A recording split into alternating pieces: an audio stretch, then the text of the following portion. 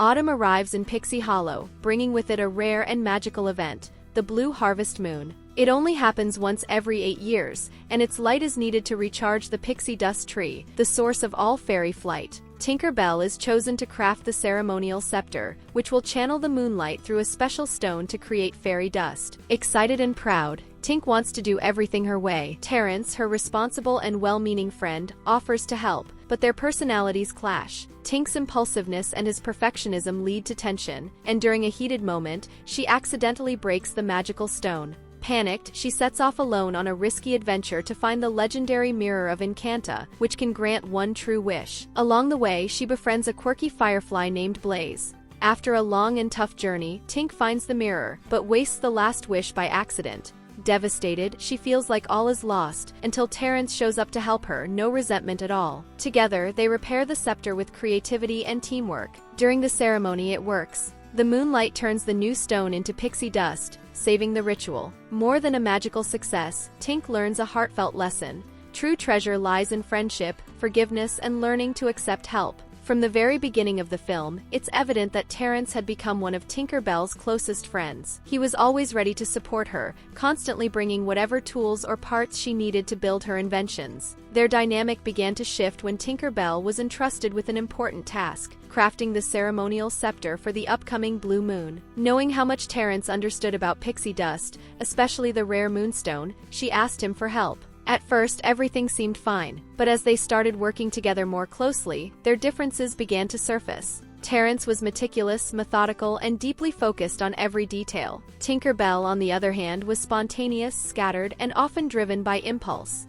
As we saw in the first film, she was even willing to switch talents and stir up chaos just to visit the mainland. Terrence followed a strict routine, waking up early, keeping the workspace tidy, and handling the moonstone with the utmost care.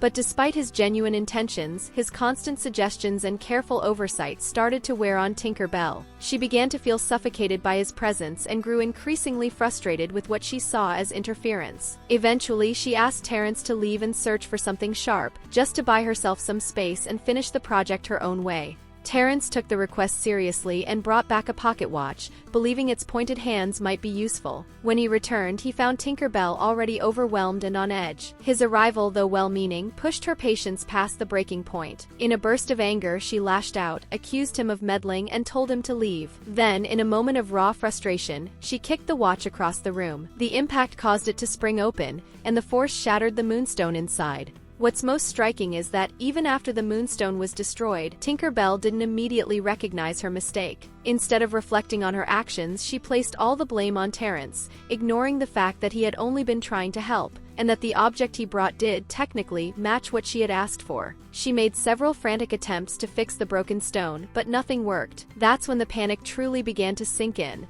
and the gravity of the situation became undeniable. One of the most visually and emotionally memorable scenes in the entire Tinker Bell series happens shortly after, the Fairy Theater performance. The music from that scene is unforgettable, catchy, and heartfelt, and the moment offers a rare glimpse into the cultural life of Pixie Hollow.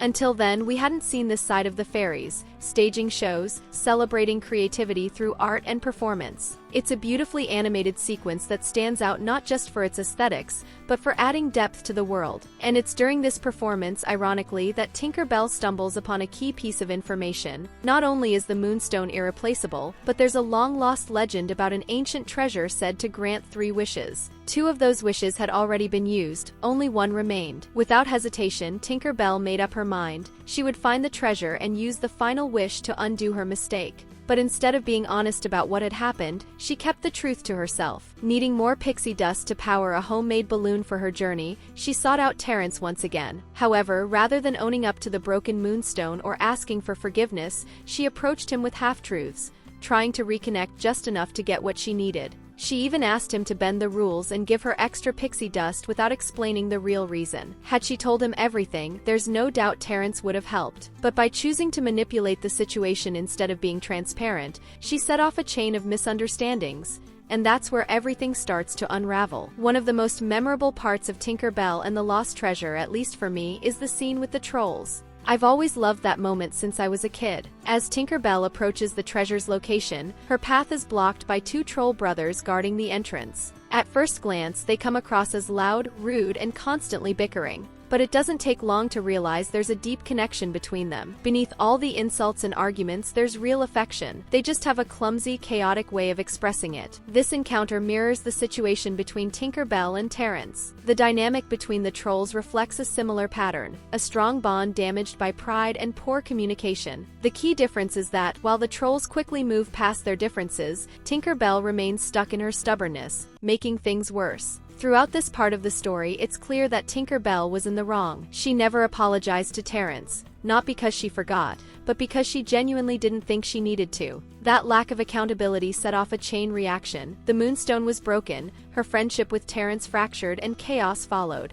Rather than approaching him to fix what had gone wrong, she only reached out when she needed something. Planning her trip to find the treasure, Tinker Bell asked Terrence for extra pixie dust, something strictly against the rules, without explaining why she needed it. He was completely unaware of the real situation, and she still chose not to be honest. The contrast between her attitude and the trolls' quick reconciliation gives the scene more emotional weight. While the trolls patch things up almost instantly, Tinker Bell isolates herself further by refusing to take responsibility. And then there's Blaze. His entrance is sudden, but he ends up playing a crucial role in Tinker Bell's adventure. Initially, she keeps him around only because his light helps her read the map. He was just a useful tool to her. Later, she even leaves him in charge of the balloon, which honestly was an odd decision. He's tiny, and the wind that eventually carries the balloon away was far too strong. Even Tinker Bell wouldn't have been able to control it on her own, let alone a tiny firefly. Still, when the balloon gets swept away, she instantly blames Blaze, completely unfairly. What makes it worse is that Blaze had actually tried to warn her, but she dismissed him, assuming he had nothing important to say. Ironically, it's Blaze who ultimately leads her to the treasure. He proves to be far more helpful than she ever expected, and only later, after everything, does Tinker Bell realize just how vital he was to her journey. In fact, Tinker Bell ends up losing the final wish because of the same flaw she's shown all along, acting out of pride and failing to value those who truly care about her. Blaze is easily one of the most charming characters in the entire movie. His expressive face, curious nature, and those quirky little sounds he makes are undeniably endearing. Honestly, I always wished he had more screen time in the franchise. It even makes you wonder, did he show up again in later films and just fly under the radar? Because really, that little guy is pure magic. It's only after her encounter with the trolls that Tinker Bell begins to reflect on her behavior. Despite constantly arguing, the trolls remain united, working side by side, supporting each other with genuine loyalty. That scene acts as a mirror, showing Tinker Bell exactly what she's been missing, a bond built on mutual respect, something she had been pushing away with Terrence. But the real turning point doesn't happen until she lashes out at Blaze. At one point, frustrated and overwhelmed, she snaps at him in anger. As he buzzes around, trying to get her attention, she blurts out that she wishes he would just be quiet. It's at that exact moment that she realizes the damage she's caused, not just to Blaze, but to everyone who had tried to stand by her. The weight of guilt finally sets in. She understands that she left without ever making things right with Terrence, without even saying goodbye. Meanwhile, back in Pixie Hollow, Terrence learns the truth about everything that happened. The broken moonstone, the missing pixie dust, the real reason she left. And instead of holding a grudge or following the rules, he chooses to go after her.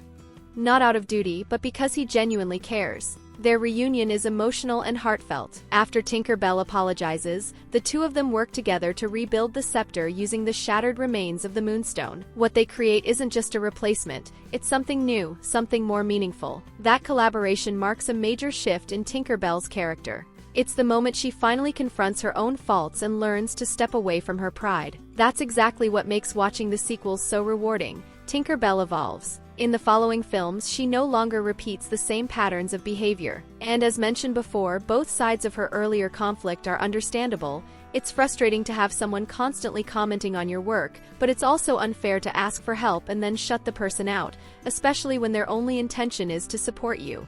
That tension is what gives her relationship with Terrence such emotional depth and realism. This movie stands out in particular because it fully explores the more volatile side of Tinker Bell. We saw glimpses of her temper in the first film, but here it becomes central. It's like the story finally exposes the raw, unfiltered version of her personality, impulsive, headstrong, and emotionally driven. And let's be honest, even though people often separate the Pixie Hollow version from the classic Peter Pan Tinker Bell, at the core, they're the same character. The jealousy, the impatience, the intensity, but also the fierce loyalty and passion for what she believes in, are all traits shared between both versions. Seeing these qualities presented in a more grounded, emotionally layered way, especially in how she interacts with Terrence, makes the character feel much more dimensional. The subtle jealousy, the irritability, and the outbursts she has throughout the story feel very true to the original Tinker Bell we first met in Peter Pan, who was driven by emotion and often acted before thinking. But beneath all that, there's always been genuine care. That duality, the strong personality alongside a deep capacity for connection, is what makes her stand out. That's also why Tinker Bell and the Lost Treasure offers some of the richest character development in the entire series. And yes, I'll admit it, I always hoped something more would blossom between Tinker Bell and Terrence. The chemistry between them feels effortless. Even when they're arguing, there's an underlying connection that goes beyond friendship. You can sense that they understand each other in a way no one else does. It's hard to forget that moment in Secret of the Wings when Tinker Bell is telling Periwinkle about her life in Pixie Hollow and mentions Terrence. Periwinkle immediately asks if he's her boyfriend, and Tinker Bell gets visibly flustered. That brief exchange was clearly meant to tease the audience, a subtle nod from the studio to those who had always rooted for the two of them. Terrence is one of the few characters who truly sees Tinker Bell for who she is, and sticks by her anyway, even when she's difficult. That kind of quiet loyalty says a lot. It's unfortunate the films never explored that bond more deeply, because they had all the potential to be an unforgettable pair. And maybe that's why this film hit so hard. Tinker Bell and the Lost Treasure was the one that made me genuinely angry at her, at least for a while. This is the movie where we see her at her absolute worst, stubborn, dismissive, impatient, and above all, completely unwilling to admit fault. She shuts out the one person who's always believed in her, ignores the advice of those around her, and lashes out when things don't go her way, acting like she's the only one who knows what's best. Watching her treat Terrence that way is honestly infuriating. He's been her most loyal friend, always there for her, never giving up on her. And still, she takes her frustration out on him without a second thought. You can't help but feel upset. Upset with her for destroying everything they had built together, upset with Terrence for being so patient when she didn't deserve it in that moment. But that's exactly what makes the film so compelling. It doesn't sugarcoat who she is. It doesn't present a flawless fairy. It shows someone who makes real mistakes, who lets pride cloud her judgment, and then has to face the consequences head-on. Her entire arc in this story is designed to lead the audience through that emotional tension. We're meant to feel frustration. We're meant to see her fall, because it's through losing everything, the Moonstone, the scepter, her friend, and even her sense of control, that Tinker Bell begins to change. And the act of piecing the scepter back together becomes more than just a physical task. It reflects what's happening inside her, a process of rebuilding, of acknowledging failure and trying to make things right.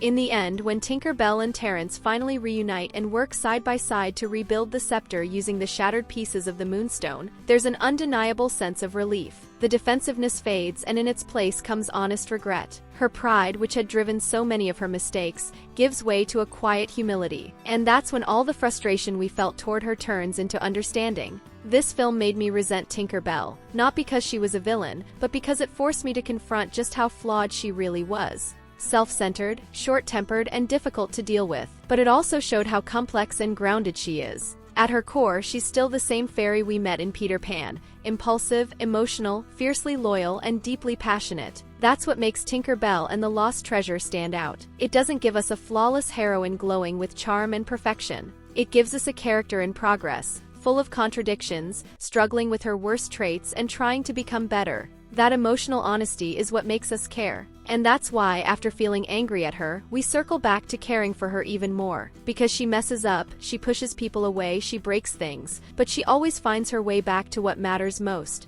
the people who never stopped believing in her. If you enjoyed this deep dive into Tinker Bell and the Lost Treasure, don't forget to like the video, subscribe to the channel, and click on one of the videos on the end screen to keep exploring more stories from the world of movies and animation. See you in the next one.